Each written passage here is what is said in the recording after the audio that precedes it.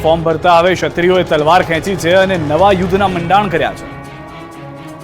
અડધી રાત્રે થયેલી બેઠકમાં ઉકેલ ન આવતા અને રૂપાલાએ રાજકોટથી ફોર્મ ભરી દેતા હવે ક્ષત્રિયોએ આંદોલનના બીજા તબક્કાના કાર્યક્રમની જાહેરાત કરી દીધી છે. 19 એપ્રિલે ગુજરાત રાજ્યની સંગઠનોની તમામ સમિતિ આવશે, જેમાં આગામી રણનીતિ નક્કી કરવામાં આવશે. ક્ષત્રિયોએ જ્યાં ભાજપની રેલી કે અન્ય કોઈ કાર્યક્રમ થશે તેનો કાયદાની મર્યાદામાં રહીને વિરોધ કરવાની જાહેરાત કરી છે. સંકલન સમિતિએ કહ્યું કે અમારી માંગણી હતી રૂપાલાને હટાવો, પણ ભાજપે અમારી એ વાત ન માની હોવાનું લાગી રહ્યું છે. આ આંદોલન સ્વયંભૂ છે, કોઈ નેતા નથી, લોકો સ્વયંભૂ રીતે આંદોલનમાં જોડાઈ રહ્યા છે. તેમણે કહ્યું કે અમે યુદ્ધ જીતવાના જ છીએ, અમારી પાસે તો 7 તારીખ સુધીનો સમય છે. હજુ રૂપાલા અને ભાજપ પાસે મોકો છે. અમારી માંગ. નમસ્કાર, આપ જોઈ રહ્યા છો ગુજરાતની number 1 news channel news 18 Gujarati. આપણું ગુજરાત સાથે હું છું સિદ્ધાર્થ ધોળકિયા. મહત્વના સમાચારથી શરૂઆત. ગુજરાતમાં તાપમાનનો પારો ઊંચો જશે. રાજકોટમાં યલો એલર્ટ જાહેર. અમદાવાદનું તાપમાન 40 ડિગ્રી પહોંચવાની શક્યતા. રાજ્યમાં સતત 4 દિવસથી વાદળછાયું વાતાવરણ છે. ગરમીથી આંશિક રાહત છે, પણ હવે શેકાવા રહેવું પડશે તૈયાર. હવામાન વિભાગે આજથી ગુજરાતભરમાં તાપમાનનો વધારો થવાના સંકેત આપી દીધા છે. રાજકોટ મનપા દ્વારા યલો એલર્ટ જાહેર કરવામાં આવ્યું છે. તો દિવસ દરમિયાન અમદાવાદ શહેરમાં મહત્તમ તાપમાન 40 ડિગ્રી સેલ્સિયસ પહોંચે તેવી શક્યતાઓ છે. આજથી રાજ્યભરમાં અકળાવતી ગરમી પડવાની શક્યતાઓ છે. હવામાન વિભાગના મતે જૂનાગઢ, પોરબંદર અને કચ્છના કેટલાક વિસ્તારમાં ભારે ગરમી પડવાની આગાહી છે. રાજકોટની વાત કરીએ તો છેલ્લા ઘણા સમયથી તાપમાન સતત વધી રહ્યું છે. હાલ તાપમાનનો પારો 41 ડિગ્રીને પાર થતાં જ મનપાના આરોગ્ય વિભાગ દ્વારા યલો એલર્ટ જાહેર કરાયું છે. તેમજ આરોગ્ય અધિકારી દ્વારા હીટવેવથી બચવા માટેના સૂચનો જાહેર કરવામાં આવ્યા છે, જેમાં લોકોને તડકામાં બહાર નીકળતી વખતે સાવચેતી રાખવા જણાવ્યું છે. તેમજ કોઈપણ પ્રકારની તબિયત બગડે તો તરત જ મનપાના આરોગ્ય કેન્દ્ર અને સિવિલ ખાતે સંપર્ક કરવા અપીલ કરવામાં આવી છે. રાજ્યમાં વધતી ગરમીને લઈ સરકારે ઝીરો કેઝ્યુઅલિટી અપ્રોચ સાથે એક્શન પ્લાન તૈયાર કર્યો.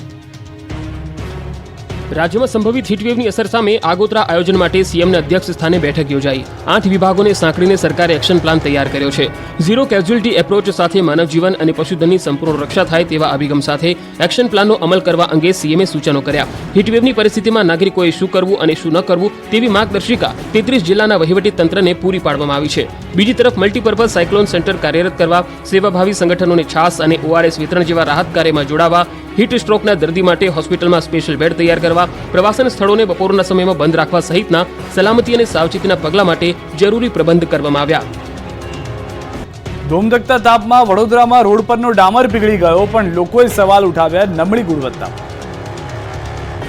રાજ્યમાં અગનજ્વાળા વરસી રહી છે. કાળઝાળ ગરમીનો હીટસ્ટ્રોક ન થાય તે માટે સરકાર દ્વારા એક્શન પ્લાન પણ બનાવાયો છે. મોટાભાગના શહેરમાં ગરમીનો પારો 40 ડિગ્રીને પાર થઈ ગયો છે. ત્યારે વડોદરાના ગોત્રીથી લક્ષ્મીપુરા તરફ જવાના રોડ પર ડામર પીગળ્યો. ધૂમધકતા તાપે કોન્ટ્રાક્ટરની પોલ ખોલી નાખી. રોડની હલકી ગુણવત્તાએ ઉઠાવ્યા અનેક સવાલ. ગરમીમાં રસ્તા પરનો ડામર પીગળી જતા અકસ્માતનો ભય સેવાઈ રહ્યો છે. વાહન ચાલકો જીવના જોખમે અવરજવર કરતા નજરે પડ્યા હતા. લોકોને અટકાવવાની પણ કોઈએ દરકાર લીધી નહોતી. પીગળેલા રોડ પર તાત્કાલિક રેતી નાખવા રાહદારીઓએ માંગ કરી હતી. આ વર્ષે રાજ્યમાં સારો વરસાદ રહેશે, આ આગાહી કરી છે અંબાલાલ પટેલે.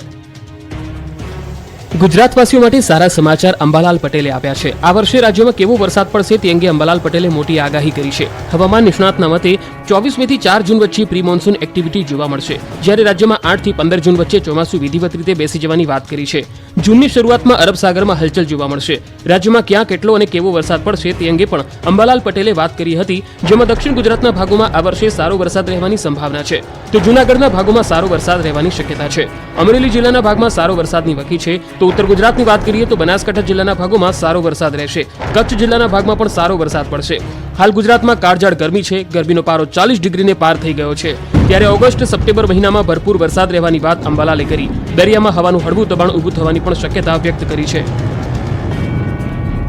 પરસોત્તમ રૂપાલા સામે ઓપરેશન પાર્ટ 2 ની રણનીતિ ઘડાઈ ગઈ છે. ક્ષત્રિય સમાજ નમતું જોખવા તૈયાર નથી. હવે 20 તારીખે મળીએ ત્યારે ખબર પડે બરાબર છે કેવો આક્રમક હશે. 19 તારીખે ફોર્મ પાછું નોખે છે તો આનાથી વધારે તો આક્રમક હશે જ એવું હું માનું છું. રૂપાલા સામે ઓપરેશન પાર્ટ 2. અનેક વખત પરસોત્તમ રૂપાલાએ માફી માંગવા છતાં ક્ષત્રિય સમાજ ટસનો મસ્ત નથી થયો. ક્ષત્રિય સમાજ માત્ર ને માત્ર એક જ માંગ પર અડગ છે, રૂપાલાની ટિકિટ રદ કરવામાં આવે. પરસોત્તમ રૂપાલાએ વિરોધના વંટોળ વચ્ચે ઉમેદવારી ફોર્મ ભર્યું, તો ક્ષત્રિય સમાજના આગેવાન પીટી જાડેજાએ રૂપાલા સામે વિરોધનો પાર્ટ 2 શરૂ કરવા અંગે મહત્વપૂર્ણ નિવેદન આપ્યું. તેમણે કહ્યું કે અમારે ભાજપ સાથે કોઈ વાંધો નથી, અમે તેમના સમર્થનમાં છીએ. અમારી એક જ માંગ છે, રૂપાલાની ટિકિટ રદ કરવામાં આવે. જો રૂપાલા પોતાની ઉમેદવારી પાછી નહીં ખેંચે તો ક્ષત્રિય સમાજના વિરોધના પાર્ટ 2 માટે આગળની રણનીતિ ઘડીશું. આગામી 20 એપ્રિલના ફરી ક્ષત્રિયો એકઠા થઈ નવી રણનીતિ ઘડશે. વિરોધ વધુ ઉગ્ર બનતા રૂપાલાએ 2 વખત માફી માંગી હતી. તેમ છતાં પણ હજુ સુધી ક્ષત્રિય સમાજમાં નારાજગી જોવા મળી રહી છે. ઉમેદવારી નોંધાવતા પહેલા રૂપાલાએ એક સંબોધન કર્યું હતું, જેમાં તેમણે ક્ષત્રિયોને અપીલ કરતા કહ્યું હતું કે આજે જે ક્ષત્રિય આગેવાનોએ સમર્થન આપ્યું છે એ તમામનો આભાર. હું તમામ ક્ષત્રિયોને પણ નમ્રતાપૂર્વક વિનંતી કરું છું કે તમે પણ દેશના હિત માટે ભાજપ સાથે જોડાઓ. પરસોત્તમ રૂપાલાએ ફોર્મ ભરતા હવે ક્ષત્રિયોએ તલવાર ખેંચી છે અને નવા યુદ્ધના મંડાણ કર્યા છે. અડધી રાત્રે થયેલી બેઠકમાં ઉકેલ ન આવતા અને રૂપાલાએ રાજકોટથી ફોર્મ ભરી દેતા હવે ક્ષત્રિયોએ આંદોલનના બીજા તબક્કાના કાર્યક્રમની જાહેરાત કરી દીધી છે. 19 એપ્રિલે ગુજરાત રાજ્યની સંગઠનોની તમામ સમિતિ આવશે, જેમાં આગામી રણનીતિ નક્કી કરવામાં આવશે. ક્ષત્રિયોએ જ્યાં ભાજપની રેલી કે અન્ય કોઈ કાર્યક્રમ થશે તેનો કાયદાની મર્યાદામાં રહીને વિરોધ કરવાની જાહેરાત કરી છે. સંકલન સમિતિએ કહ્યું કે અમારી માંગણી હતી રૂપાલાને હટાવો, પણ ભાજપે અમારી એ વાત ન માની હોવાનું લાગી રહ્યું છે. આ આંદોલન સ્વયંભૂ છે, કોઈ નેતા નથી. લોકો સ્વયંભૂ રીતે આંદોલનમાં જોડાઈ રહ્યા છે. તેમણે કહ્યું કે અમે યુદ્ધ જીતવાના જ છીએ. અમારી પાસે તો 7 તારીખ સુધીનો સમય છે. હજુ રૂપાલા અને ભાજપ પાસે મોકો છે. અમારી માંગ નહીં માને તો કાળા ઝંડા બતાવીને શિસ્તપૂર્વક આંદોલન કરીશું. બધા જ ગામમાં બુથ સમિતિ બનશે અને આવનાર દિવસોમાં આ વિરોધને વધુ ઉગ્ર બનાવશે. લોકસભાની ચૂંટણીમાં નેતાઓ ઇમોશનલ થઈ ગયા. કોઈ સભામાં તો કોઈ ઉમેદવારી પત્ર ભરતા સમયે રડી પડ્યા.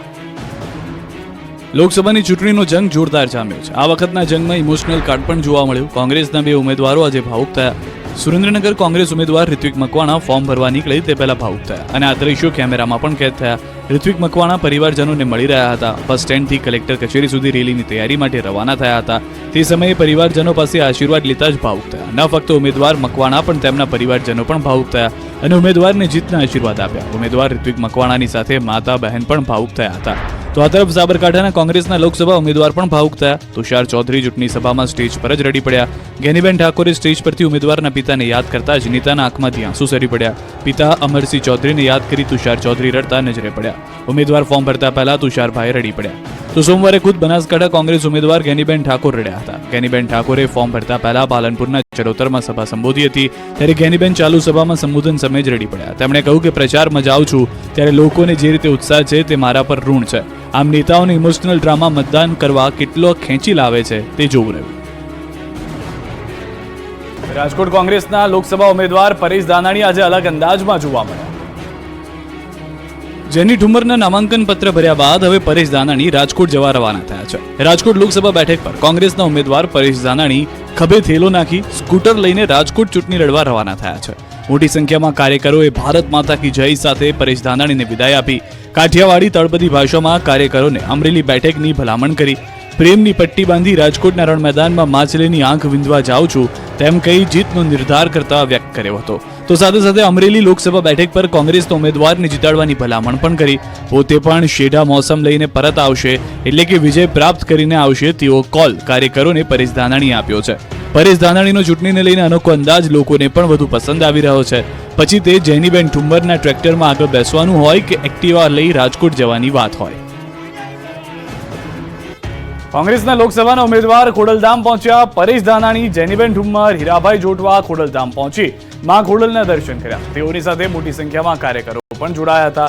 તમામ ઉમેદવારોએ માતાજીને ચુંદડી અને શ્રીફળ અર્પણ કરી માના આશીર્વાદ મેળવ્યા. ખોડલધામના ટ્રસ્ટીએ તમામનું ખેસ પહેરાવીને સ્વાગત કર્યું. તો સાથે જ ખોડલધામ ચેરમેન નરેશ પટેલ સાથે પરેશ ધાનાણીએ મુલાકાત કરી અને બંધ બારણે બેઠક પણ કરી હતી.